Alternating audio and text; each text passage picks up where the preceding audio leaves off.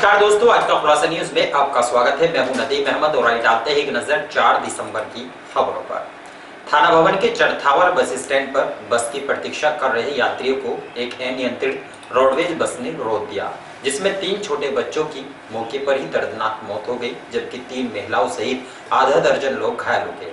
2 बच्चे व 3 महिलाओं को रेफर किया गया है। सूचना पर पुलिस अधीक्षक व अपर पुलिस अधीक्षक सीओ को लेकर मौके पर पहुंचे। वहीं स्वास्थ्य विभाग के सीएमओ सहित आला अधिकारी भी अस्पताल पहुंचे और घायलों को उपचार दिलाया गया। थाना भवन के चरथावल बस स्टैंड पर शुक्रवार को एक बड़ा हादसा हुआ। एक रोडवे बस ने बस स्टैंड पर खड़े लगभग 1 दर्जन लोगों को रौंद दिया। जलालाबाद डिपो की रोडवेज बस सहारनपुर की ओर से बड़ौद के लिए जा रही थी। जैसे ही बस थाना भवन के चरथावल बस स्टैंड पर पहुंची तो अचानक चालक का नियंत्रण बिगड़ गया और बस चरथावल बस स्टैंड पर बस का इंतजार कर रहे यात्रियों के ऊपर चढ़ गई। बस स्टैंड पर पास ही स्थित पुलिया से टकराकर बस रुक गई। हादसे में मौके पर ही बच्चे मैक 2 वर्ष के, पुत्र मोहित निवासी नूरपुरा थाना दोघट बागपत, रोहित 12 वर्ष, पुत्र देवीचंद निवासी लुहारी खुर्द चरथावल, ईशी का 3 वर्ष पुत्री प्रवेश निवासी इब्राहिमपुर हरिद्वार की मौके पर ही दर्दनाक मौत हो गई, जबकि आधा दर्जन से अधिक लोग घायल हो गए। सूचना पर पहुंची पुलिस ने घायलों को स्थानीय स्वास्थ्य केंद्र में भर्ती कराया, जहां से अंजू पत्नी मोहित, नीसू पत्नी देवीचंद, जूली पत्नी प्रवेश व जानवी पुत्री जोनी सलेमपुर चरथावल को रेफर किया गया। घटना स्थल से अस्पताल तक चीख पुकार की आवाजों को सुनकर हर कोई सुन था। सूचना पर पुलिस अधीक्षक सुकीर्ति माधव, अपर पुलिस अधीक्षक राजेश कुमार श्रीवास्तव, 3 थानों कोतवाली, शामली प्रभारी सत्यपाल सिंह, आदर्श मंडी पुलिस और बाबरी पुलिस को लेकर मौके पर पहुंचे। घटना को लेकर लोहारी खुर्द चरथावल निवासी विपिन पुत्र राजकुमार ने थाने में तहरीर देकर चालक पर लापरवाही से बस चलाने का आरोप लगाते हुए कार्रवाई किए जाने की मांग की है। आज एक बड़ी दुखद दुर्घटना जो है वो हुई है। इसमें सहारनपुर से आ रहे एक बस द्वारा नियंत्रित होकर कुछ लोग जो खड़े थे उनको धक्का मार दिया गया है, जिसमें कि 3 बच्चे हैं, उनकी दुखद मृत्यु हो गई है और 5 जिसमें से 3 महिला और 2 बच्चे हैं वो घायल हैं, जिनको बेहतर उपचार के लिए मुजफ्फरनगर रेफर कराया गया है। मौके पर फिलहाल शांति व्यवस्था कायम है। मेरे जो एडिशनल एसपी हैं उनके द्वारा, मेरे खुद के द्वारा और जो प्रशासन के एसडीएम हैं तथा अन्य जो लोकल वरिष्ठ अधिकारीगण हैं, लोकल पुलिस है, उनके द्वारा निरीक्षण कर लिया गया और फिलहाल मौके पर जो है शांति व्यवस्था है। ठीक। रोटरी क्लब शामली मिडटाउन द्वारा गत 18 नवंबर से 15 दिसंबर तक सर्दी से बचाव के लिए चलाए जा रहे अभियान के अंतर्गत शुक्रवार को कंबल वितरण कार्यक्रम का आयोजन किया गया, जिसमें मुख्य अतिथि के रूप में पहुंची जिलाधिकारी जसजीत कौर ने कुष्ठ आश्रम में रहने वाले लोगों को कंबलों का वितरण किया। शुक्रवार को शहर के भैंसवाल रोड स्थित कुष्ठ आश्रम में रोटरी क्लब शामली मिडटाउन द्वारा कंबल वितरण कार्यक्रम का आयोजन किया गया, जिसमें मुख्य अतिथि के रूप में पहुंची जिलाधिकारी जसजीत कौर का डॉक्टर नीलम शुक्ला ने पुष्प भेंट कर स्वागत किया।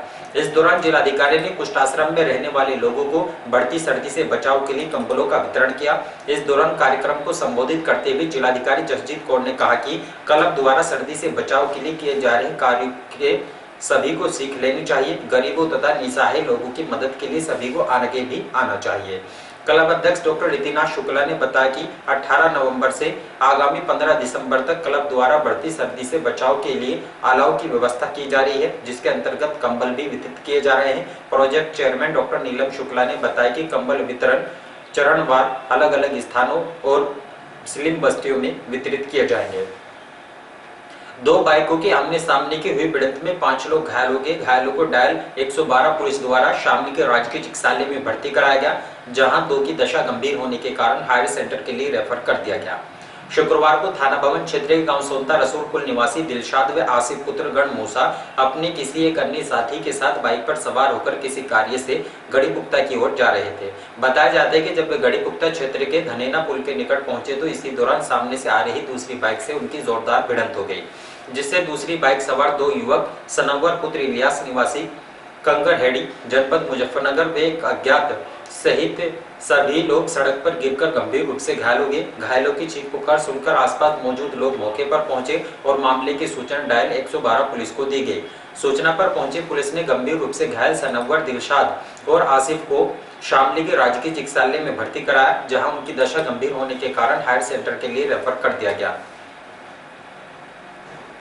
पिछले 2 दिनों से अपर दोआब शुगर मिल में चल रही खराबी के कारण शहर की यातायात व्यवस्था पूरी तरह से प्रभावित रही।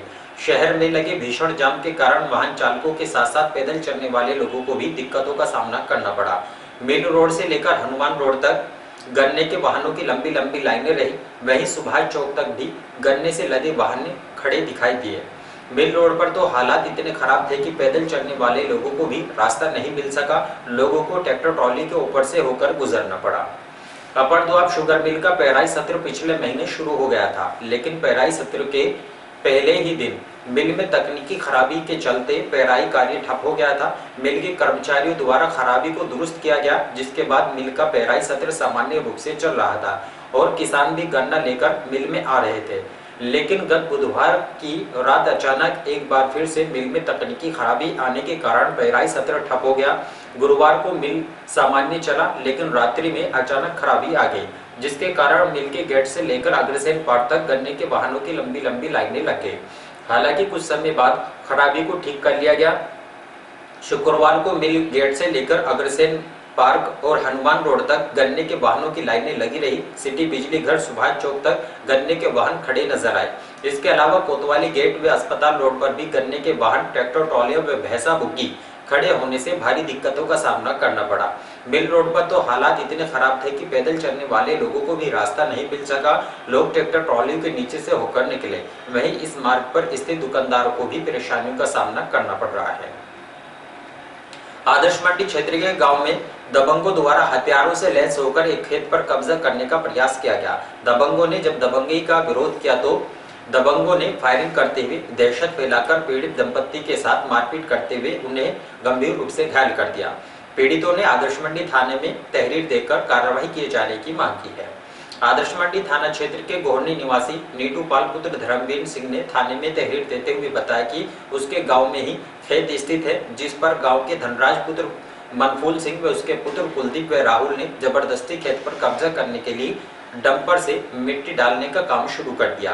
जब पीड़ित उन्हें रोकने के लिए पहुंचे तो राहुल पुत्र धनराज ने पीड़ितों पर फायरिंग शुरू कर दी, जिसमें वे बाल बाल बच गए। दबंगों द्वारा अन्य साथियों के साथ मिलकर पीड़िता की पत्नी बिरजेश के सिर में सरिया मारकर गंभीर रूप से घायल कर दिया गया और जान से मारने की धमकी देने लगे।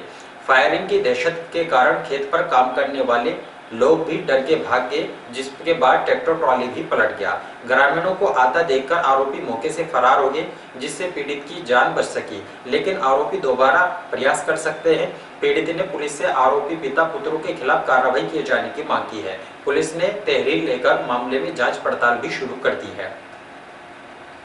कैराना कोतवाली प्रभारी प्रेमवीर राणा को जांच के उपरांत दी गई क्लीन चिट के बाद कैराना कोतवाली का कार्यभार ग्रहण करने पर गुर्जर समाज द्वारा किए जा रहे विरोध में शुक्रवार को जाट समुदाय ने एक बैठक आयोजित कर इस मुद्दे को जातिगत रूप न दिए जाने का आह्वान किया। उन्होंने चेतावनी दी कि यदि गुर्जर समाज महापंचायत करता है तो दूसरा समुदाय भी जवाब देने से पीछे नहीं हटेगा।